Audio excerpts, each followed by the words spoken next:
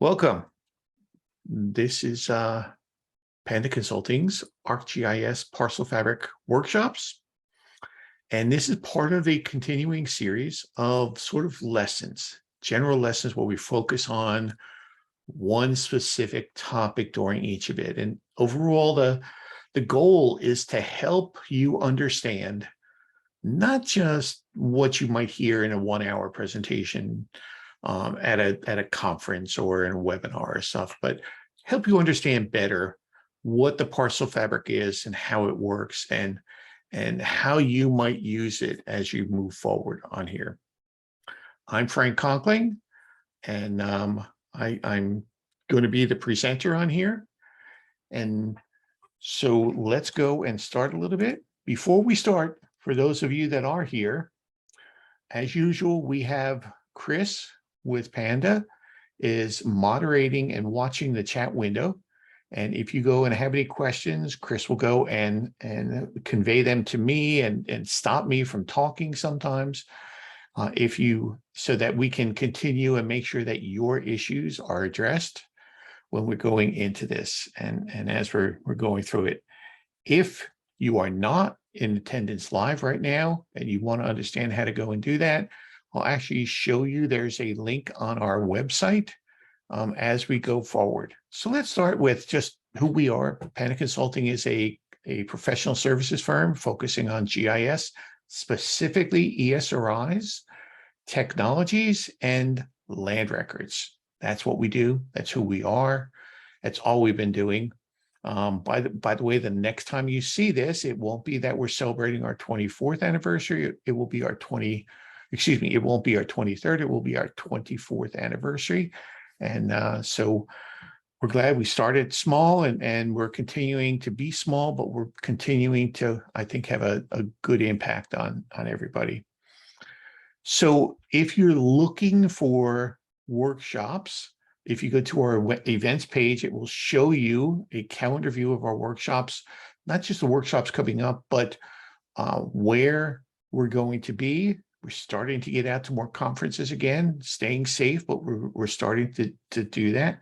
If you're looking for a slightly different way of looking at it, if you head all the way over on our menu over to workshops, there is a workshops and events page, and that will list all of the current workshops and the previous workshops and give you links on that page to go and have you be able to watch the videos or download the videos themselves. Finally, on that same menu, we have YouTube page.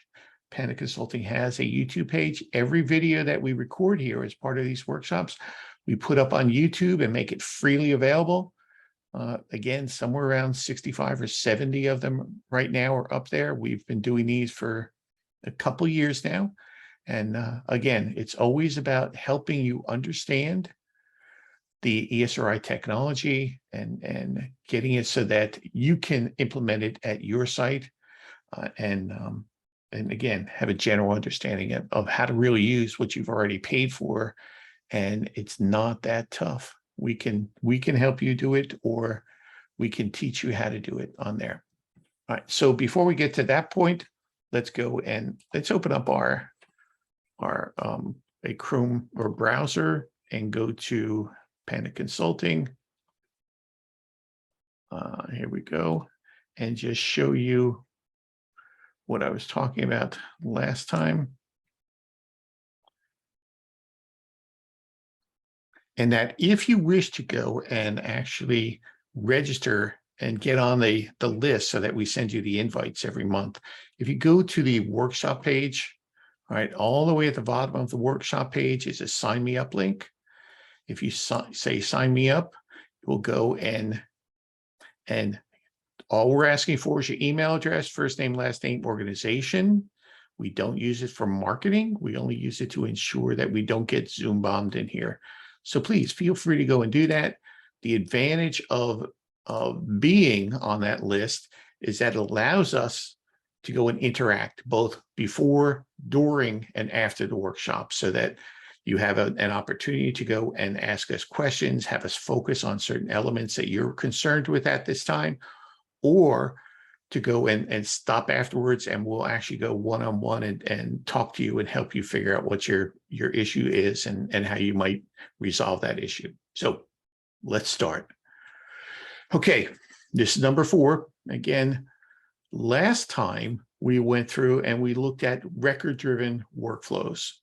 A record-driven workflow, remember, utilizes the Parcel Fabric heads-up display and goes and allows you to track what was created and what was deleted while you had that record active, so that it was a way to organize everything. And you could then go back and do searches on your records and say, show me everything that's associated with this one record. And a record could be anything from, you know, a document that you wanted to figure out what did that document do, the subdivision, you know, what was associated with that subdivision, all of that. It's an organizing feature, an organizing concept in here. Very, very powerful once you learn how to use it. We're not going to talk anymore about that. That's it. Now what we're going to do is we're going to talk about the quality-driven workflows.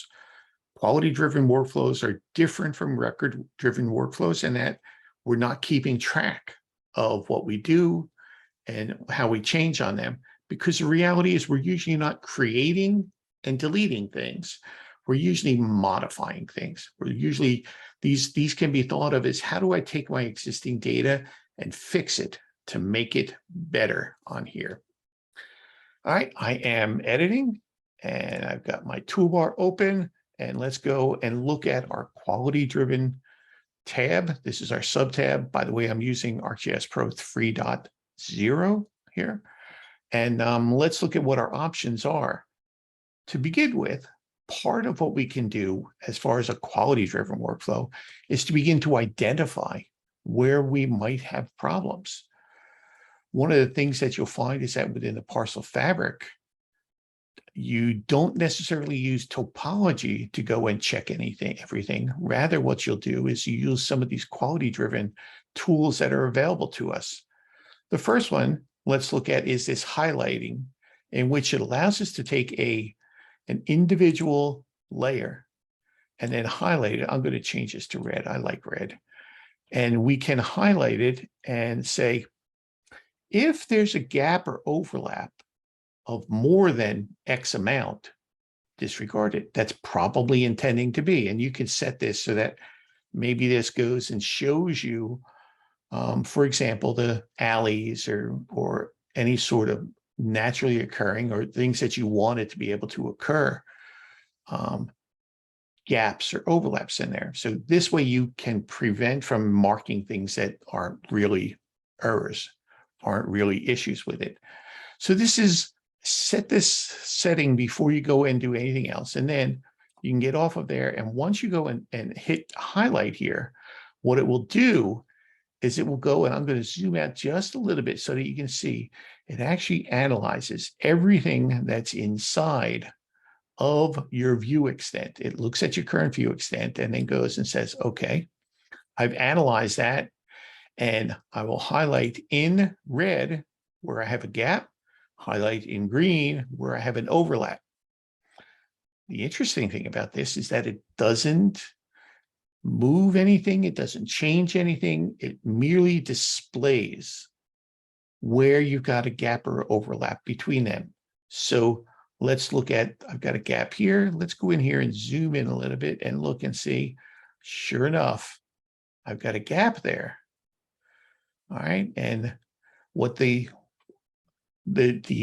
highlight tool for gaps and overlaps, it doesn't fix it. It just shows you where you've got an issue. And then it's up to you. Well, how are you going to fix that issue? In this case, I'm going to go and use a tool called Align Features. And I'm going to go and tell it to just take and take a path that I'm going to draw. We're going to draw a straight line here, and I'm going to go from this point to this point here and go and look at every vertex that's contained within that tolerance, within that 5 foot on each side of my path tolerance. So that's 5 foot on the one side, 5 foot on the other side. And if there is a vertex residing inside that tolerance, it will move that vertex so that it snaps over to that individual path that I draw. So when I click on this, and let's go back out again to here, I can click on it and it will go and input it there. Now notice it didn't change my symbology at all until I actually go and say, let's highlight this again. And when I do, highlight it to the new area here and said, you don't have any gaps or overlaps in here anymore. However, if I look at this, I can see I still have something I need to deal with. So I'm going to go and tell it to update and build everything in my current extent. And now what I have is I have a point here that's no longer attached. It was the individual point associated with the line. And then I also have the lines where they snap together. There's a slight difference in the two. So I now have a something else I need to identify. To fix that type of an issue, I'm going to use what's called a merge points tool, in which I go and draw a box around the 2 points, and it will show me my options. And this basically is a way to go and look at the individual points. And if I go and tell it to take all the features associated with one point and move them to another point, what the lines are going to look like, what the polygons are going to look like. So if I click here on 2, it will say, okay, it's going to look like that with straight line through. If I click on 1, it's going to be, this line is going to move over here, as well as this polygon is going to look over here. So in this case, I'm going to move it to 2. And when I click on 2, it's going to preserve that point location and move it over there. And now when I click clear, I'm done with that double point there. I don't have that as one of my issues any longer. All right. Again, the difference between using the older ArcMap parcel fabric or even ArcMap to clean things up and identify them is, one, the identification of these errors is non-destructive. It doesn't run through the standard type of topology, which goes in intersects or cracks features as they intersect, and if they appear on the same topology, and then cluster things together and move the coordinates together. It doesn't do any of that. It just merely goes and says, let me display visually where you've got issues here. So I'm going to go back here now to that same area, and I'm going to go and back to my quality and go highlight again. And here's where I have a gap that starts here and goes all the way to here. A couple different ways to fix this now. How would I fix it? You saw my use of the align features, which is a really nice tool. But I also have, I'm going to go in and put topology back on here. I also have another tool that I could use, and that I have let's get down here. I have align edge. Now what align edge does is, let's go ahead and clear this out at the moment. Align edge goes and performs map topology against the features which are in my current extent. And when I move over one of the edges in my map topology, it will go and take whatever edge is displayed in the solid line and move it to the dashed line. So I could take this edge and move it over to there. All right, and now let's get off of this tool. All right, let's go to a different tool. Let's look and highlight it again. And sure enough, we've removed that gap between those two parcels there. If we look here again, because I happen to know we've got one here, well, can we do that same thing here? We can look and zoom in a little bit and say, oh, that's what's happening. We've got an overlap between these two. Depends upon, again, evaluation of what this is. We can use the align features. If we happen to have an extra point here, we can use the merge points, or we can use the, let's go back here, we can use the align edge on here to go and do this and tell it take that edge and move it over to that point there. Let's zoom back out again. Let's get off of align edge. We don't need to see that anymore. And let's go and say, go ahead and highlight for us. And sure enough, it highlights. And that's now identified as being coincident on top of one another. You know, from one standpoint, while you're not running through that old open up the topology, do topology validation, identify an error, zoom into the error, figure out how to fix it, and then run through the topology again, this is a little bit easier. It allows us to fix them one by one without having to go through that entire topology and let it run all the time. But at the same time, it's also cleaner in that it's not destroying everything else that might be good just in case there's something wrong with it. It's not that destructive crack cluster validate routine of standard topology validation. So those are the types of things. And as I go through here and zoom out, I can go and highlight again and let it go and show me as I clean this up. Again, it's one of these things where it doesn't mean you have to do it all at once. You can go in here and identify it and fix it all at once and move forward from there. Again, there's lots of ways to fix this. In this case, since I have a point here and a point here, I could probably go and say, well, let's just merge all of these points together. On here, I have 3 points in there. There's if it's 1, there's if it's 2, and this is if I go to 3. Let's all go to 3 and see what that's like. Let's pull it back out here. We'll probably still have an issue here. Tell it to highlight this. And sure enough, we still have 1 here. Let's go here and do a merge points here. Say, okay, let's go and fix it all so it goes to 1. Again, we can zoom back out, clear it off, tell it to recheck that. And sure enough, I've now fixed that area there. Very nice, very simple fixes on here. This is quality driven. I'm not deleting anything. I'm not adding something. I'm rather fixing the alignments, fixing to make sure that they comply with gaps and overlaps on here. All right, do we have any questions on here yet, Christopher? Not at the moment. Okay. So that relates to basically how they relate to one another, how these individual features on one parcel type relate to one another. How do the polygons overlap or gap between them? It doesn't deal with necessarily whether we have issues between layers, but it does at least deal with that. That's the first set of information. Quality driven, highlighting for gaps and overlaps. Here's the things we can do. And again, they even have moved the align features tool here and the align parcel tool to help you with that. If you have, yes.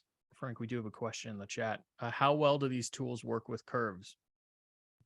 They work for the most part for curves.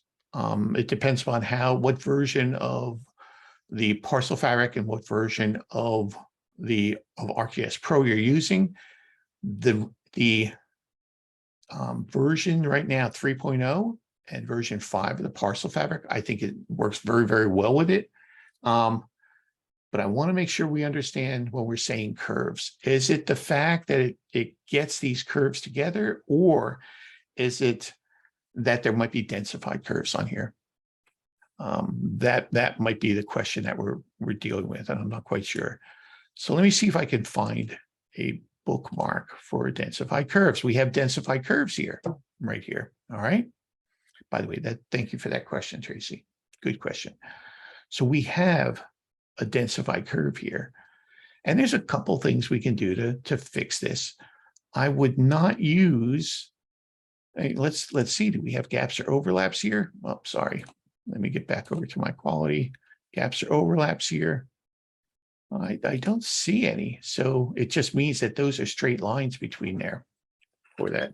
But I do know that that's a densified curve and I want to fix it. How can I fix that? There's a technique you can do.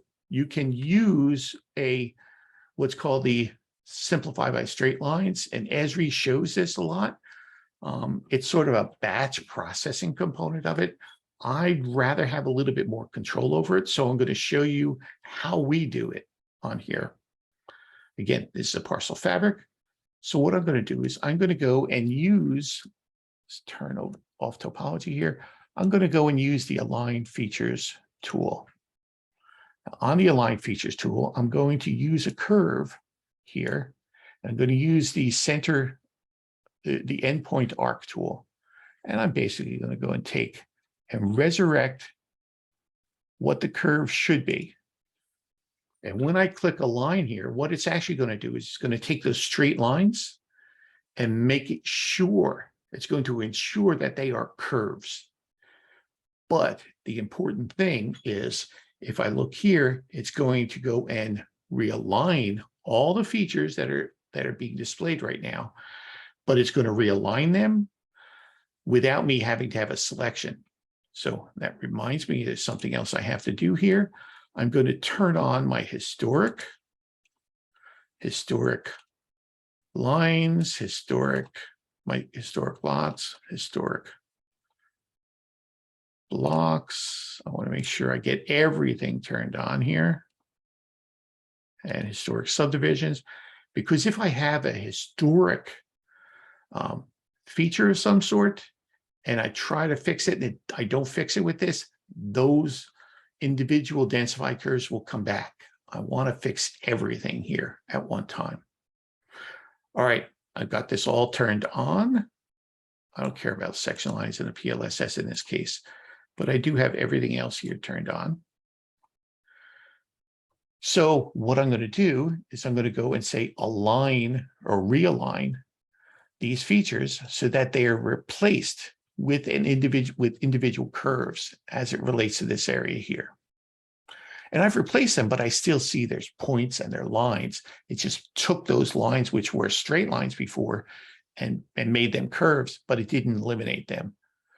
So what I'm going to do is I'm going to actually go in here and select the lines that are associated with that. And then when I do that, I'm going to unselect my polygons, unselect the lines that are good lines, good line, and only have the lines and the points selected. And I can see, look at these short lines in here. I've got lines in there. I don't see any parcel lines. Why are there no parcel lines in here? Go and add this again just to make sure. Oh, the parcel line was already one long parcel line in there. That's what it was. So let's unselect that, unselect this, and unselect this one. Those are the densified curves. All right, so I've got the densified curves now.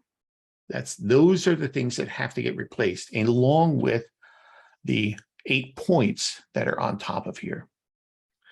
Rather than looking to use the merge points or any of those other techniques I used, I'm going to delete those lines in here. And when I delete those lines, I'm going to look to see, do I have symbology of some part that's showing me there's still a line here?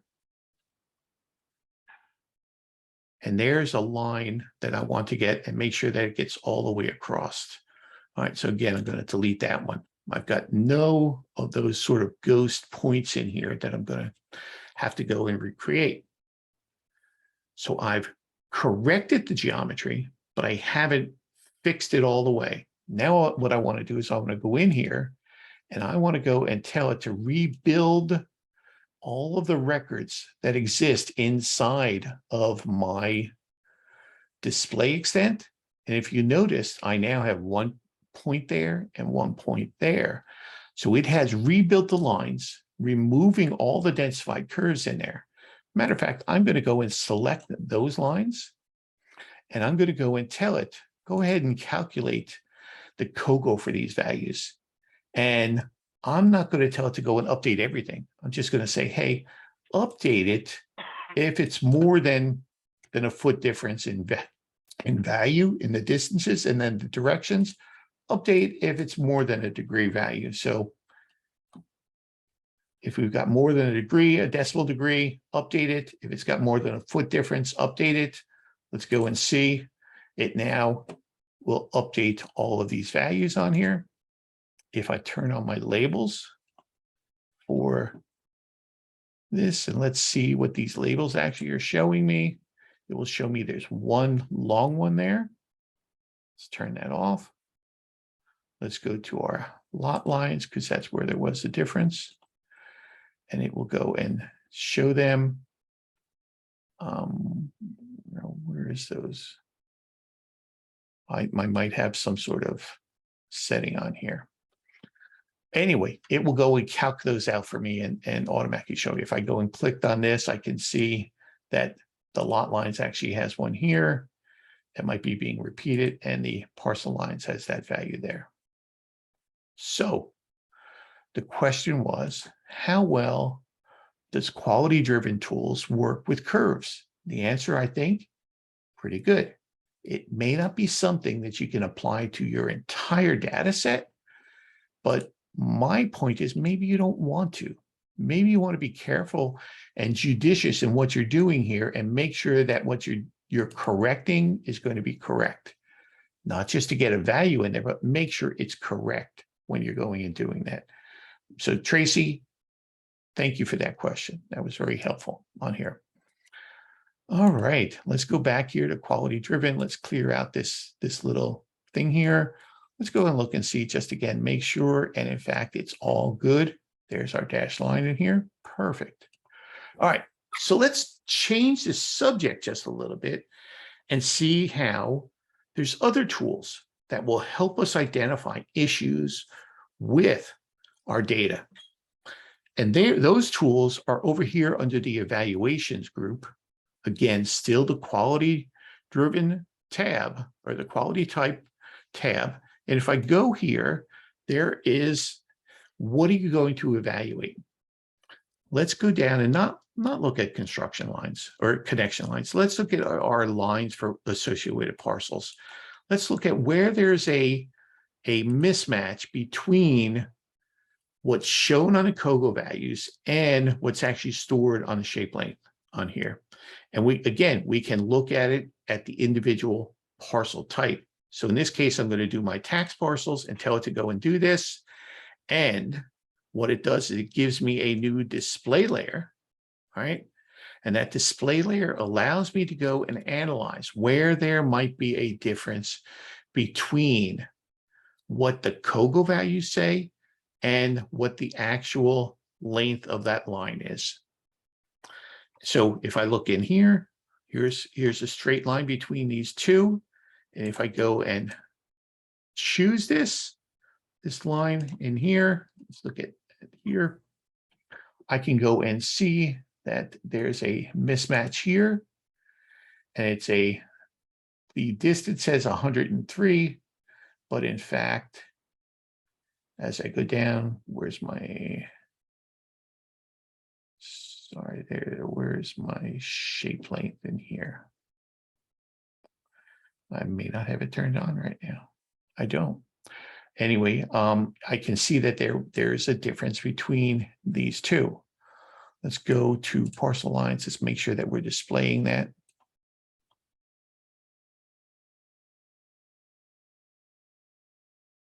And our shape length field.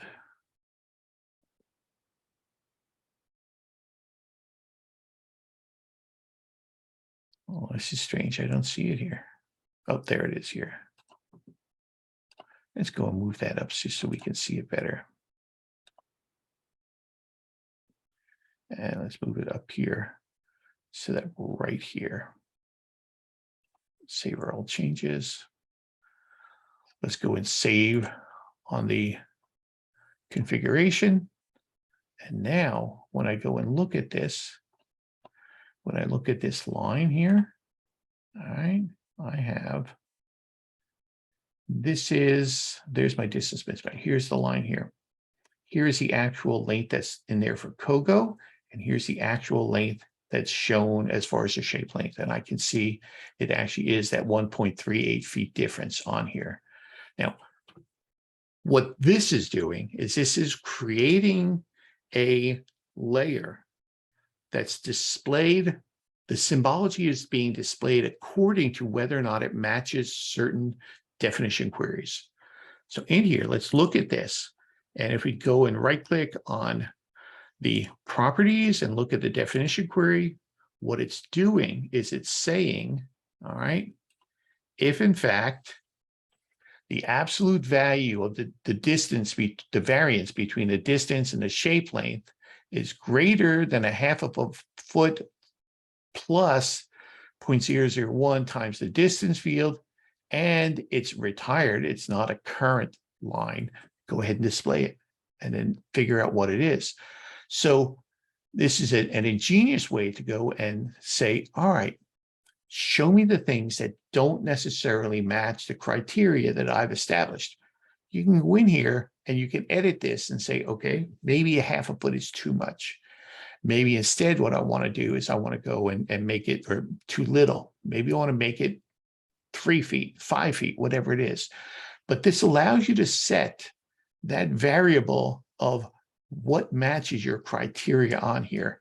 And by the way, whether or not it's current or current and historic, you can change that out. So this is against that one parcel line, the tax parcel line. But here's where it starts getting really powerful. I can go in here and say, let's see where you've got vertices inside the lines on that same variance. So here's the line vertices. Let's turn this off. Here's the line vertices. Let's open up the attribute table there and go and see if there's any lines. Oh, here's a line that has some vertices that don't quite match the definition. Here's another one here, another one here. I haven't looked at what that definition is. In this case, it just said looking for that. So here's this one and this one. Let's do one more. This is where the lines are very short or parcel lines. All right, too short in here. And it shows you what the variance is looking for and then what layer it's working on. What I tend to do is just take these and group them together. All right, and I will group them together and say, these are my tax parcel quality layers. So it will go and display those, and I can turn them all off or I can turn them all on, depending upon what I'm going to go in and evaluate on here. There's one more type of display layer here. These were all lines. These are vertices on the polygons. I'm going to take that, and then I'm just going to go and put that in the same group. All right, so now I have a series of things that I can evaluate, and I can look at and say, show me where my lines don't match real quickly. And I can do that for whatever individual components on here. And I look at this saying, oh, what I've got here is I've got a lot of differences in here. That was probably some sort of issue associated with it. Now I can figure out how to go and fix that. It's a variance in the lines. Those lines may not even have any values on them. And so I'm going to say, in this case, I'm going to go just say, let's do a merge points on here and let it go and merge them all to number 2 and move it together, clean it up, and it's now cleaned up. So the quality display layers is really, really helpful to go and identify. And you can create this group for each of the various parcel types inside of your parcel fabric. You could create one for tax parcels, another one for lot layers, block layers, subdivision layers, for whatever parcel type you wish to evaluate. And it's not destructive.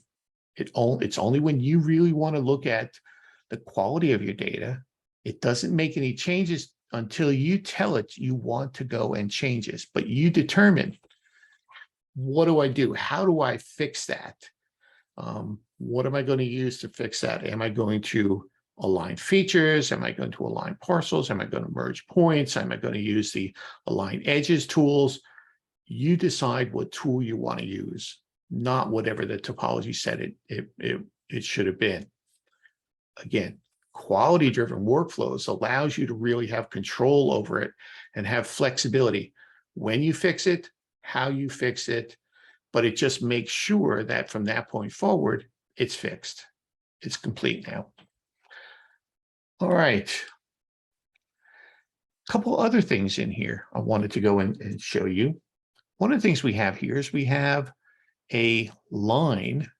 It's actually two lines in here. If I go and select this, I will see, nope, I'm still on the merge points tool. Let's go in here, clear this out. Let's go and select these two lines and see, in fact, that, let's turn these off. These two lines, I have a line here, a line here. All right, I don't care about my parcel polygon, so I'm going to clear that out. I have two lines in here. I really don't even care about that point right now. But I have these two lines in here, and I want to evaluate it. Should that really be a straight line? If I look, there's a slight variance in here between 86 and 87. So there is a tool called merge boundaries. Previously, we were working with points and we're doing merge points. So if the points were in close proximity, it would pull the points together. In this case, we can evaluate the lines themselves that we've selected. And we can tell what is the, in fact, layer that we selected these lines from, and what do we want to process. And it says now in 3.0, it started in 2.9 and 3.0, it says the input has a selection. You've got two things selected. What do you want to do with it? And then it also goes and shows you whether or not, or how much of a bend it's going to go and do. So I'm going to go and tell it, go ahead and apply this. And what it will do is it will take these two, replace them with one, and remove that point in there when I do that.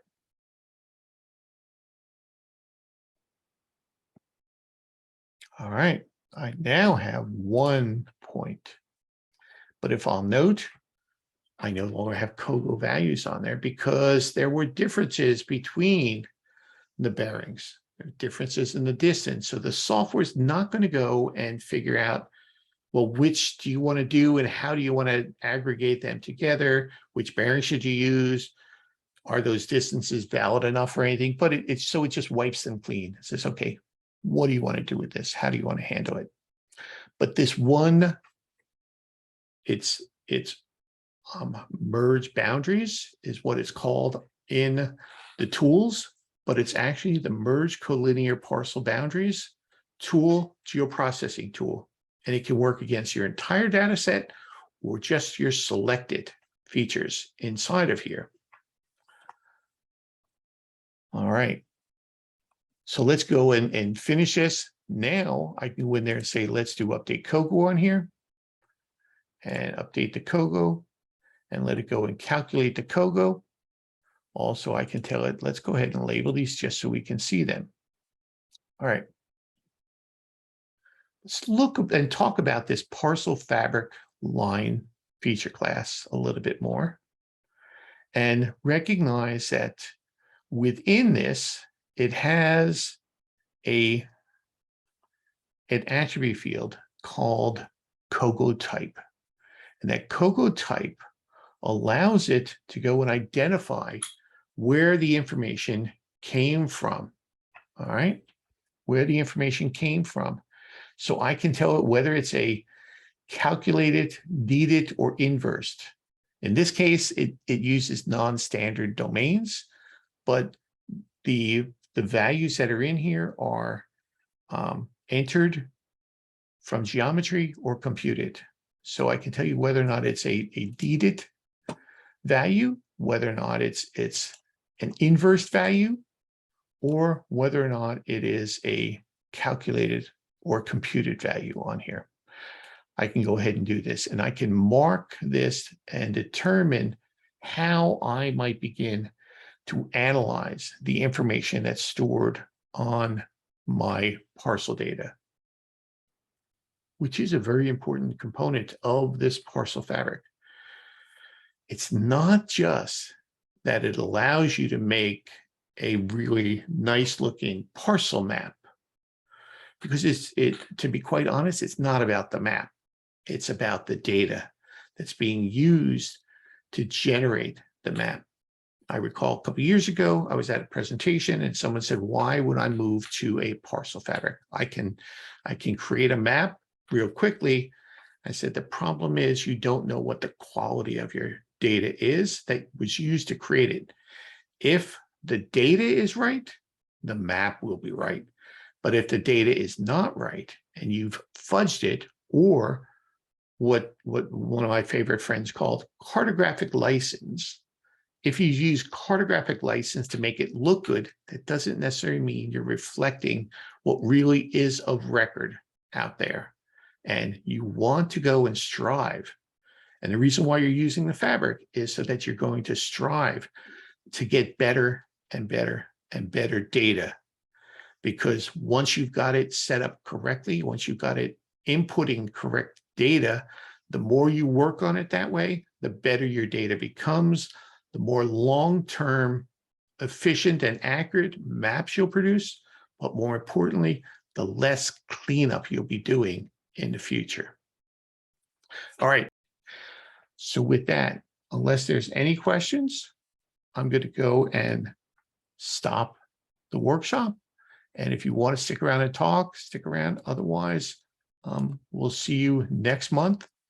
We're going to have 2 meetings next month, one workshop for the ArcGIS Pro, and another one, I think we're hoping to get a presentation about before and after maps. All right. Thank you. Take care. Thanks for attending, and we hope you enjoyed this workshop.